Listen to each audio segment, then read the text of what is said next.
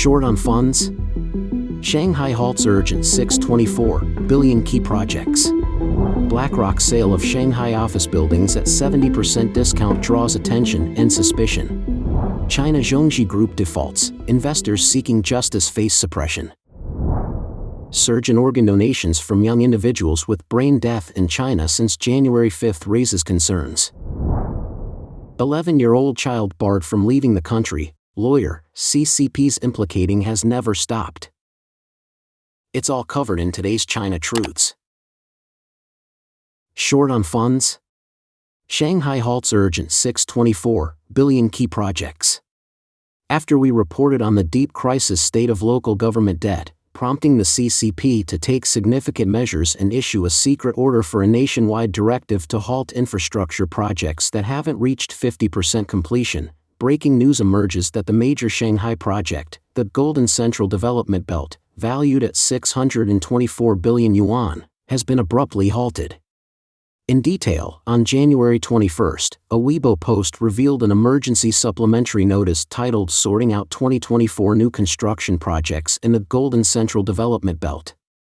Issued on December 29, it outlined a review, following instructions from city and district leaders, resulting in the temporary suspension of non-public welfare projects, including commercial, office, and industrial developments initially slated for construction in 2024.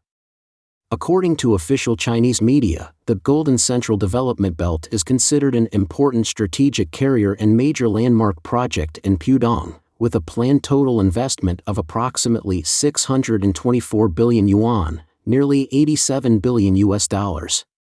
The development area spans about 10 square kilometers, with approximately 3.6 square kilometers allocated for undeveloped industrial space, 4.7 square kilometers for undeveloped residential space, and 2 square kilometers for undeveloped commercial and office space. Radio Free Asia, RFA, independently contacted the 3 individuals listed in the notice, and only one connected but declined to respond to inquiries and terminated the call. Ms. Dai, a professional in the Shanghai real estate industry, affirmed that Shanghai has halted new development projects, and those approved in the previous year or earlier have also been suspended because houses built are not being purchased, and residential and office buildings cannot be rented out.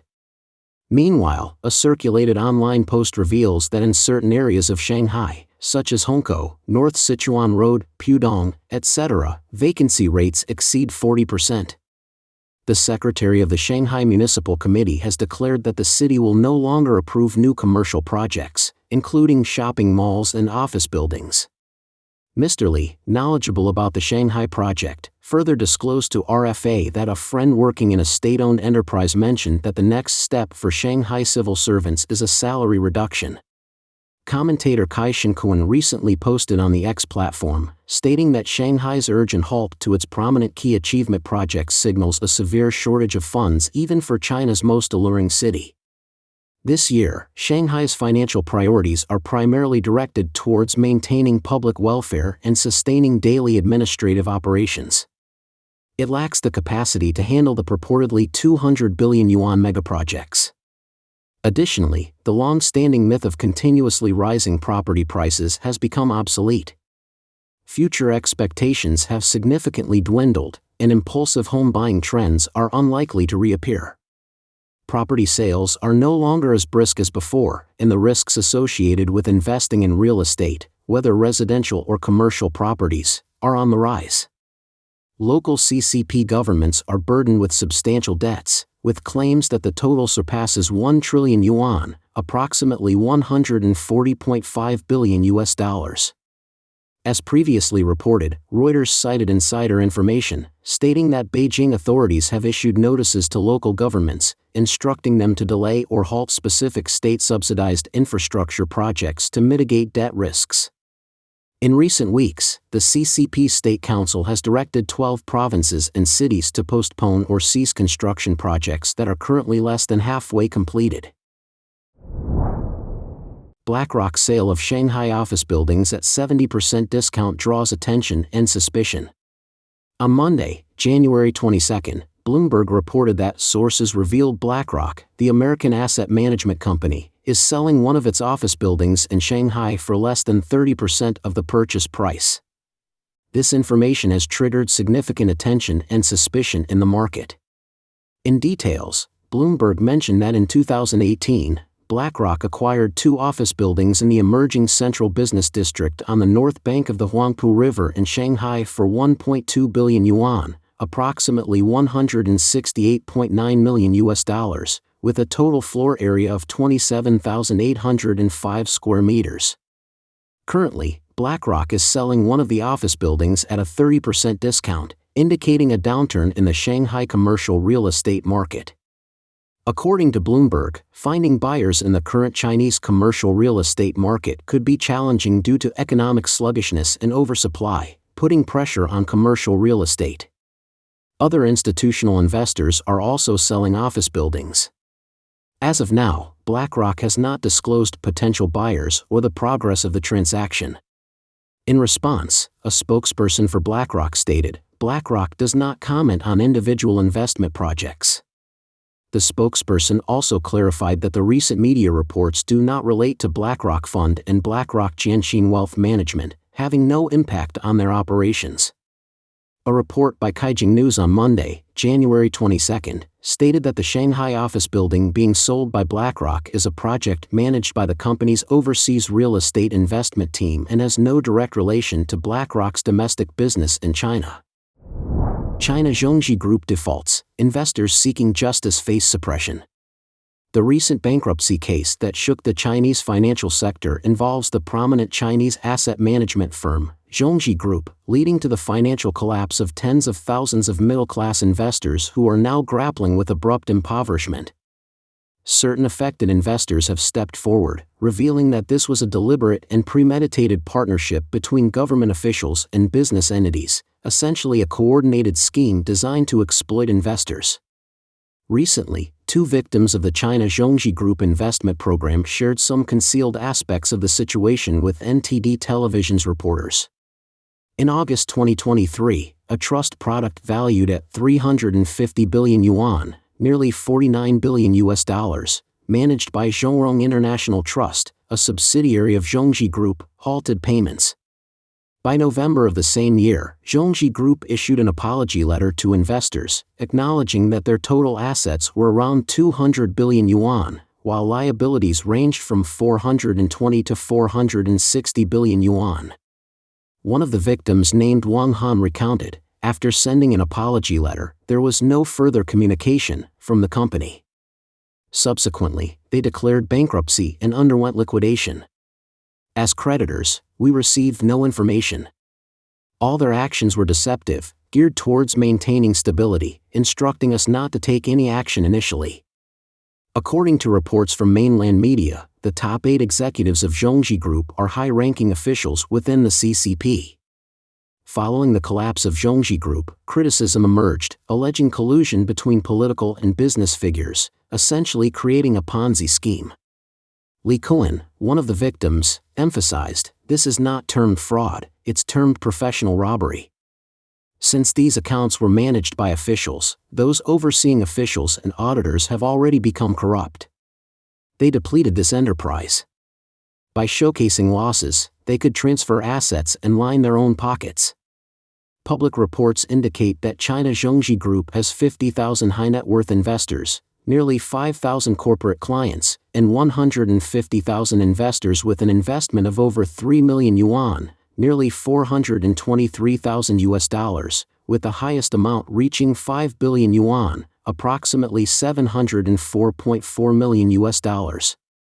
Wang disclosed that he invested in fixed-term products, with a minimum threshold of 1 million yuan, nearly $140,000, and the investment collapsed after just 6 months. On January 5, Zhongzhi Group applied for bankruptcy liquidation, citing a lack of liquidation capabilities, and the application was accepted by the Beijing court.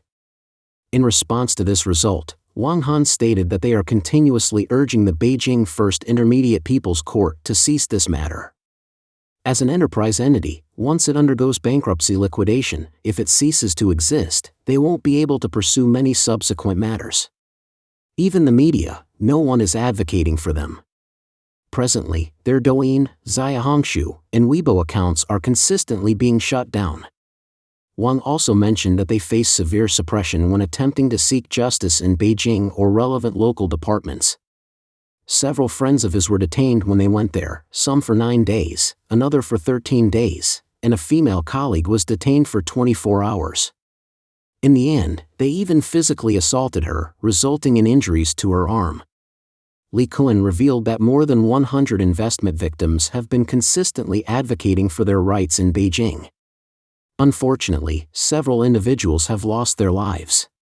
He is aware of 5 or 6 people who either took their own life or succumbed to the unbearable pressure. According to NTD Television, Zhongzhi Group's affiliated companies consist of 4 wealth management firms, dealing with financial products with a scale exceeding 3 trillion yuan and involving over 1 million investors. The business model initially attracted funds with high interest rates and later diversified into real estate, urban investment bonds, and more. Since 2021, real estate companies have faced successive financial crises, and Zhongzhi Group found itself in a crisis as well. Surge in organ donations from young individuals with brain death in China since January 5 raises concerns. Recently, Chinese mainland media has been covering numerous instances of organ donation following brain death, with many cases involving young individuals and even children below the age of 3. The specific reasons behind brain death are often left unexplained. On January 21, Guangzhou Daily reported a tragic incident, changed the way to experience the world. A child dies unexpectedly from brain death before her 3rd birthday. Parents donate organs to help 5 people. The report narrates the story of a little girl named Cici, who suffered a severe head injury in a traffic accident less than 10 days before her 3rd birthday. She slipped into a coma and was declared brain dead, prompting her mother to decide on organ donation. Cici's liver, kidneys, and corneas were recently donated at the Children's Hospital of Guangzhou Women and Children's Medical Center. Simultaneously, on the same day, Huaxing Online, a subsidiary of Hunan Daily, reported another incident. Salute. Hunan man dies suddenly from illness, donates organs to save 5 people. The report details the case of Chen Haidong, a 48-year-old man from Shaoyang, Hunan, who experienced a sudden cerebral hemorrhage resulting in brain death. His family chose to donate his organs. On January 11, according to the Weibo account of Qilu Evening News, a 20-year-old university student named Ding Xiaotong from Rizhao City, Shandong Province, had a bicycle accident and sustained severe injuries.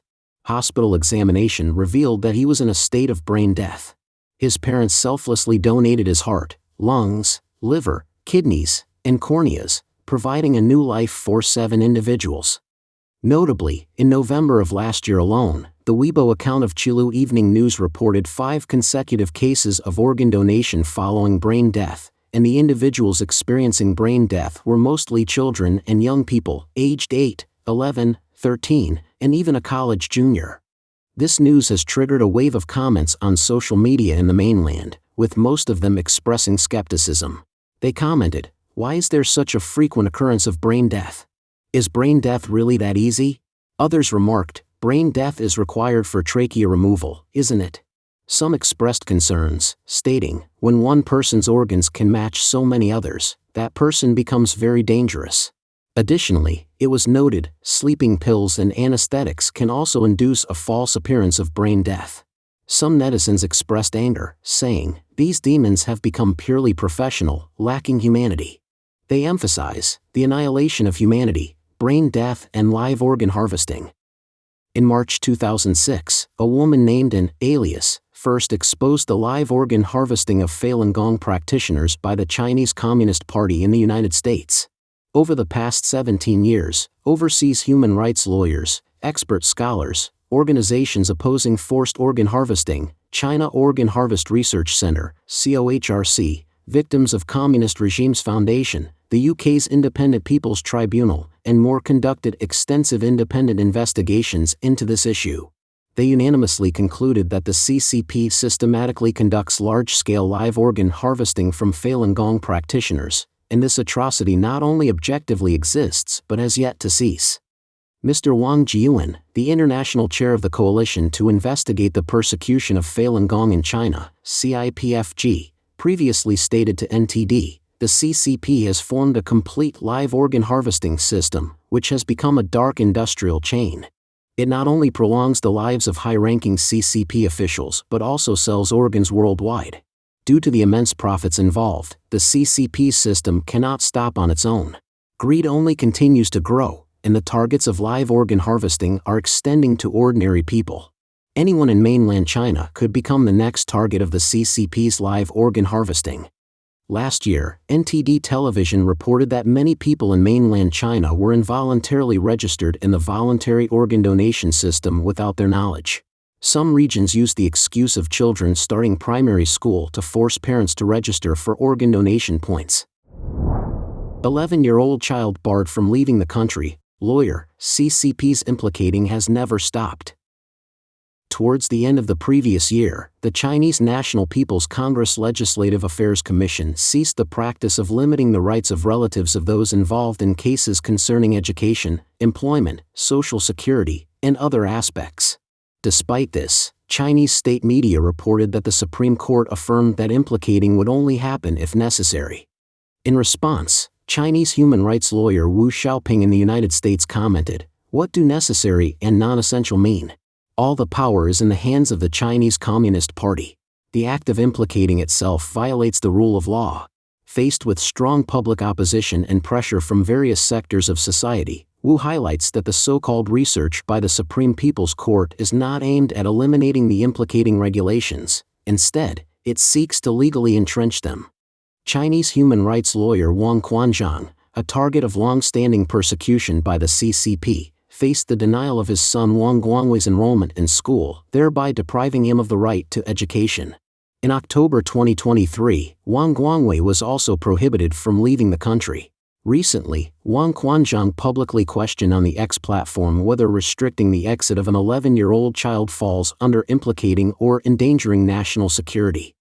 On July 25 last year, Lin Xingliang, a Chinese human rights activist, experienced his 12-year-old daughter Xiaoyun being prohibited from leaving the country by CCP authorities on the grounds of endangering national security. She was taken alone to the Little Black Room for interrogation. Former judicial officer in mainland China, Mr. Xiao, states, "Dissidents in mainland China are all implicated, including children and their families. My children are the same. This is not something the CCP just started doing. Since they came to power in 1949, they have been doing this. It should be said that they boast of being a rule of law society, and yet what they do completely goes against the principles of a rule of law society."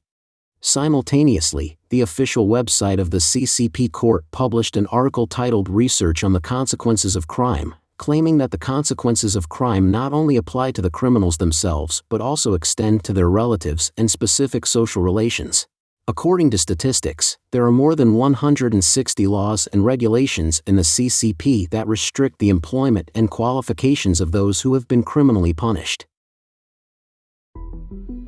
Don't forget to leave a comment in the section below to share your opinions on today's topic with us.